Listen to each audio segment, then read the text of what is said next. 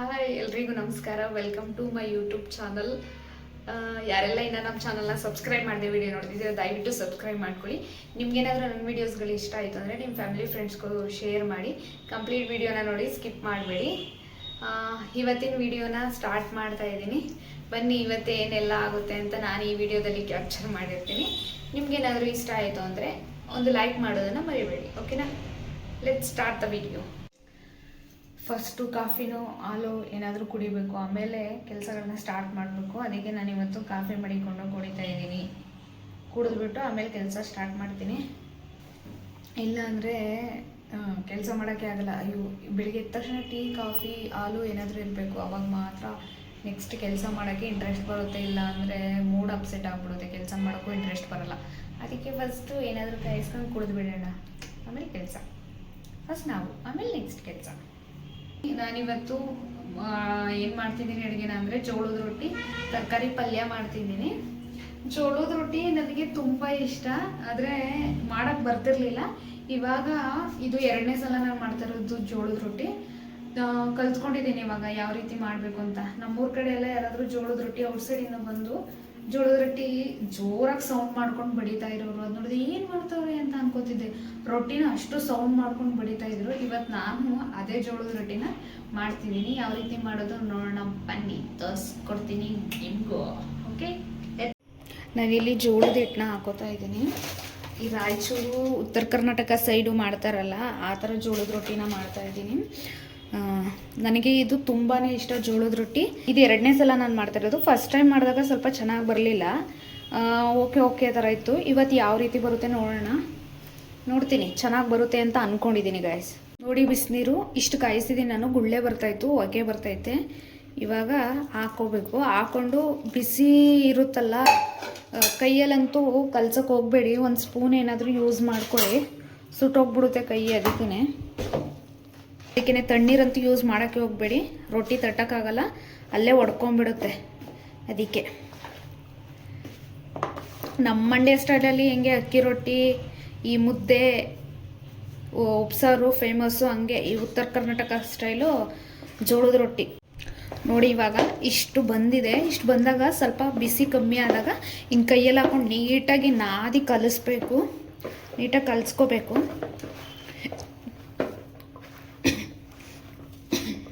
ಈ video first time ಜೋಳದ ರೊಟ್ಟಿ ಮಾಡೋರಿಗೆ ಮಾತ್ರ. ಉತ್ತರ ಕರ್ನಾಟಕ ಸ್ಟೈಲು ಎಕ್ಸ್ಪರ್ಟ್ಗಳಿರ್ತಾರೆ, ಅವ್ರು ಚೆನ್ನಾಗಿ ಮಾಡ್ತಾರೆ. ಸೊ ಯಾರೆಲ್ಲ ಉತ್ತರ ಕರ್ನಾಟಕ ಅಥವಾ ಜೋಳದ ರೊಟ್ಟಿ ಮಾಡ್ತಿರಲ್ಲ ಆ ಸೈಡ್ ನೋಡ್ತಾ ಇದ್ರೆ ಹಾಗೆ ಒಂದು ಲೈಕ್ ಮಾಡೋದನ್ನು ಮರಿಬೇಡಿ. ನನಗಂತೂ ನಿಮ್ಮ ಸೈಡ್ ಊಟದಲ್ಲಿ ಜೋಳದ ರೊಟ್ಟಿ ಅಂದರೆ ಮೈ ಫೇವ್ರೆಟ್ ಫುಡ್ ಅದು. ಆಯಿತು ನೋಡಿ, ಹಿಂಗೆ ಕಲಿಸಿದ್ದೀನಿ. ನೀಟಾಗಿ ಕಲಿಸ್ಬಿಟ್ಟು ಇವಾಗ ಇಡ್ತೀನಿ. ಪಲ್ಯಕ್ಕೆ ಸ್ವಲ್ಪ ರೆಡಿ ಮಾಡ್ಕೋಬೇಕು. ಉತ್ತರ ಕರ್ನಾಟಕ ಸ್ಟೈಲು ಜೋಳದ ರೊಟ್ಟಿ, ಮಂಡ್ಯ ಸ್ಟೈಲ್ ತರಕಾರಿ ಪಲ್ಯ ಮಾಡ್ತಾಯಿದ್ದೀನಿ. ಕಾಂಬಿನೇಷನ್ ಹೆಂಗಿರುತ್ತೆ ಗೊತ್ತಿಲ್ಲ, ಚೆನ್ನಾಗಿದೆ ಅನ್ಕೋತೀನಿ. ನೋಡೋಣ, ತಿಂದಮೇಲೆ ಯಾವ ರೀತಿ ಬರುತ್ತೆ ಹೇಳ್ತೀನಿ ನಿಮಗೆ.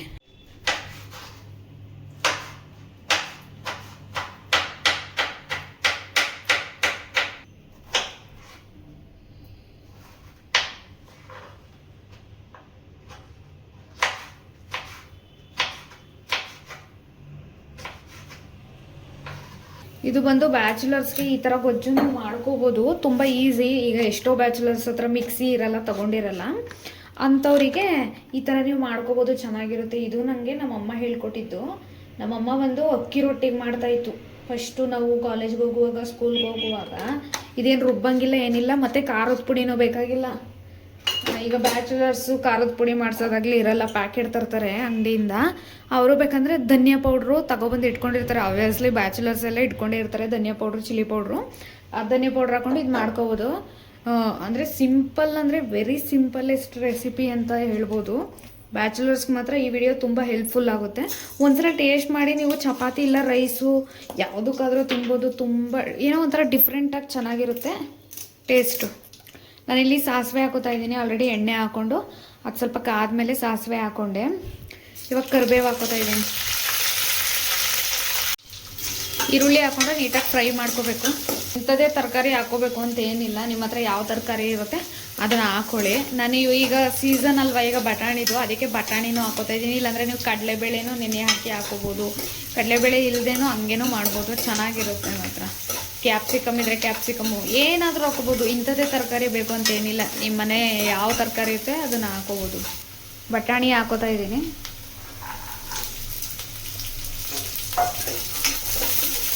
ರೈಸ್ಗೆ ಚಪಾತಿಗೆ ಎಲ್ಲದಕ್ಕೂ ಚೆನ್ನಾಗಿರುತ್ತೆ. ಬ್ಯಾಚುಲರ್ಸ್ಗೆ ರೈಸಲ್ಲಿ ತಿಂತೀನಿ ಅಂದರೆ ರೈಸಲ್ಲೂ ತಿನ್ಬೋದು, ಚಪಾತಿ ತಿಂತೀನಿ ಅಂದರೆ ಚಪಾತಿನೂ ತಿನ್ಬೋದು. ನಾನಿವಾಗ ತರಕಾರಿ ಹಾಕೋತಾ ಇದ್ದೀನಿ. ಆವಾಗಲೇ ಕಟ್ ಮಾಡಿ ಇಟ್ಕೊಂಡಿದ್ದೆ. ಹೀರೆಕಾಯಿ ಮತ್ತು ಗೆಡ್ಡೆಕೋಸು, ಇದೆರಡೇ ನಾನು ತರಕಾರಿ ತೊಗೊಂಡಿರೋದು. ನಾನಿವಾಗ ಟೊಮೊಟೊ ಹಾಕೋತಾ ಇದ್ದೀನಿ. ಮತ್ತು ಮೆಣಸಿನ್ಕಾಯಿ ನಾನು ಫ್ರೈ ಮಾಡ್ತಾ ಇಲ್ಲ, ಹಂಗೆ ಹಾಕೋತಾ ಇದ್ದೀನಿ. ನೋಡಿ ಇಷ್ಟು ಫ್ರೈ ಆಗಿದೆ. ಇಷ್ಟಾದಮೇಲೆ ಸ್ವಲ್ಪ ಸಾಲ್ಟ್ ಹಾಕೊಂಡು ಫ್ರೈ ಮಾಡ್ಕೊಳ್ಳಿ, ಯಾಕಂದರೆ ಟೊಮೊಟೊ ಎಲ್ಲ ಸಾಫ್ಟ್ ಆಗಬೇಕಲ್ವಾ, ಅದಕ್ಕೆ ಸ್ವಲ್ಪ ಉಪ್ಪು ಹಾಕೊಳ್ಳೋಣ. ಉಪ್ಪು ಹಾಕೋತಾ ಇದ್ದೀನಿ. ಹಾಕೊಂಡು ನೀಟಾಗಿ ಮಿಕ್ಸ್ ಮಾಡ್ಕೋಬೇಕು. ಮಿಕ್ಸ್ ಮಾಡಿಕೊಂಡು 1 ನಿಮಿಷ ಹಂಗೆ ಫ್ರೈ ಮಾಡ್ಕೊಳ್ಳಿ, ಯಾಕಂದರೆ ತರಕಾರಿ ಟೊಮೊಟೊ ಎಲ್ಲ ಸಾಫ್ಟ್ ಆಗ್ತದೆ ಅದಕ್ಕೆ. ನೋಡಿ ಇಷ್ಟು ಫ್ರೈ ಆದಮೇಲೆ ನಾನಿಲ್ಲಿ ಧನಿಯಾ ಪೌಡ್ರ್ ಹಾಕೋತಾ ಇದ್ದೀನಿ. ಇದು ಅಂಗಡಿದಲ್ಲ, ಮನೆಯಲ್ಲೇ ಬಿಡಿಸಿದ್ದು. ಇಲ್ಲಿ ನಾನು 1 ಸ್ಪೂನಷ್ಟು ಹಾಕೋತಾ ಇದ್ದೀನಿ. ಇದು ಸ್ಪೂನ್ ಸಿಕ್ಕಿದ್ರು ನೋಡ್ತಾ ಇದ್ದೀರಲ್ಲ, ಅದಕ್ಕೆ 2.5 ಸ್ಪೂನಷ್ಟು ಹಾಕೋತಾ ಇದ್ದೀನಿ. ಹಾಕ್ಕೊಂಡು ನೀಟಾಗಿ ಮಿಕ್ಸ್ ಮಾಡ್ಕೊಳ್ಳಿ. ಮಿಕ್ಸ್ ಎಲ್ಲ ಆದಮೇಲೆ ನಾನಿಲ್ಲಿ ನೀರು ಹಾಕೋತಾ ಇದ್ದೀನಿ.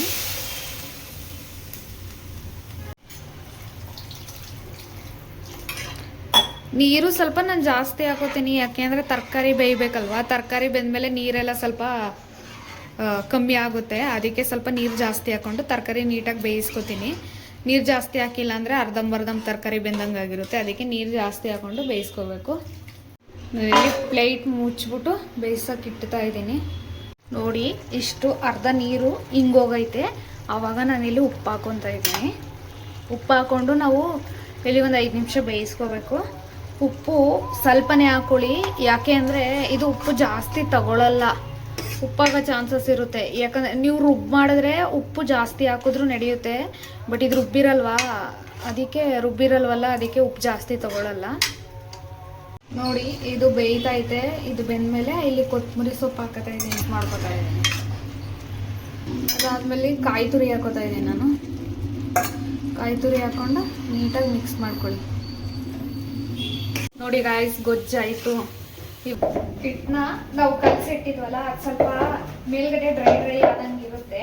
ಅವಾಗ ಇನ್ನೊಂದ್ಸಲ ನೀಟಾಗಿ ನಾದ್ಕೊಂಡು ತಟ್ಕೋಬೇಕು. ಸ್ವಲ್ಪನೇ ತಟ್ಟೋಕ್ಕೂ ಮುಂಚೆ ತಟ್ಟುವಾಗ ನಾನು ಸ್ವಲ್ಪ ನಾದ್ಕೊಳ್ಳಿ.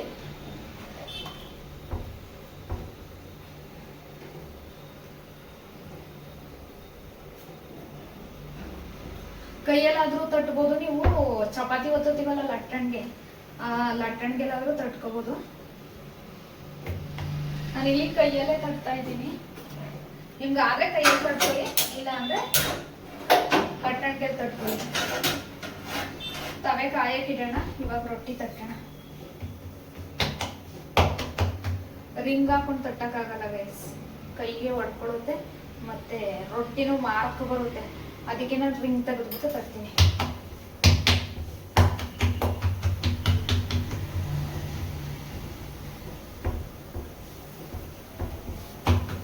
ಯಾರೆಲ್ಲ ಜೋಳದ ರೊಟ್ಟಿ ಮಾಡೋರು ಈ ವಿಡಿಯೋ ನೋಡ್ತಾ ಇದ್ದೀರಾ, ನಾನು ಕರೆಕ್ಟಾಗಿ ತಟ್ತಾ ಇದ್ದೀನ ಇಲ್ವಾ ಕಮೆಂಟ್ ಮಾಡಿ ಗೈಸ್. ತಟ್ಟಕ್ಕೆ ಬರಲ್ಲ, ಟ್ರೈ ಮಾಡ್ತಾ ಇದ್ದೀನಿ. ಕಿತ್ತೆ ಹೋಗ್ಬಿಡ್ತು ನೋಡಿ, ಪೆಚಪ್.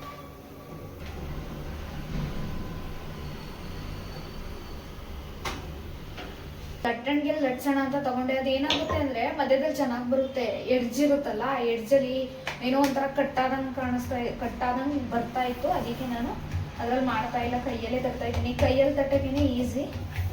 ಈಗ ಇದಕ್ಕೆ ನೀರು ಸವರ್ಕೋಬೇಕು. ಇಲ್ಲಿ ನಾನು ಒಂದು ಬಟ್ಟೆಯಲ್ಲಿ ತಗೊಂಡು ನೀರು ಸವರ್ಕೋತಾ ಇದ್ದೀನಿ.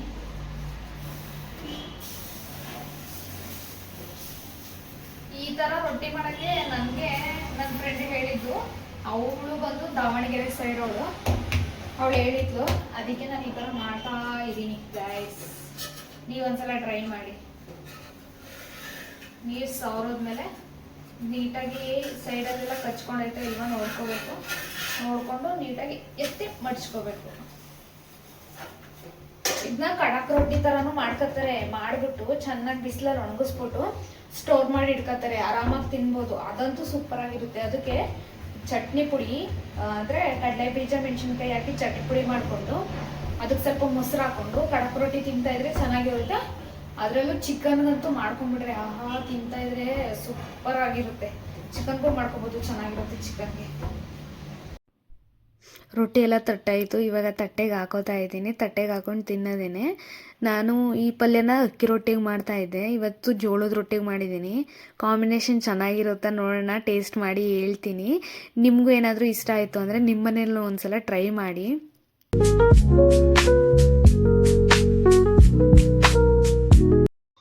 ಗೈಸ್ ಆಯಿತು, ಇವಾಗ ತಿಂತಾ ಇದ್ದೀನಿ. ಟೇಸ್ಟ್ ಮಾಡಿ ಹೇಳ್ತೀನಿ ಯಾವ ರೀತಿ ಇದೆ ಅಂದ್ಬಿಟ್ಟು. ನಾನು ಟೇಸ್ಟ್ ಮಾಡಿದ್ರೆ ನಿಮಗೆ ಗೊತ್ತಾಗಲ್ಲ ಹೆಂಗೆ ಬಂದೈತೆ ಅಂತ. ನೀವು ಒಂದ್ಸಲ ಟ್ರೈ ಮಾಡಿ.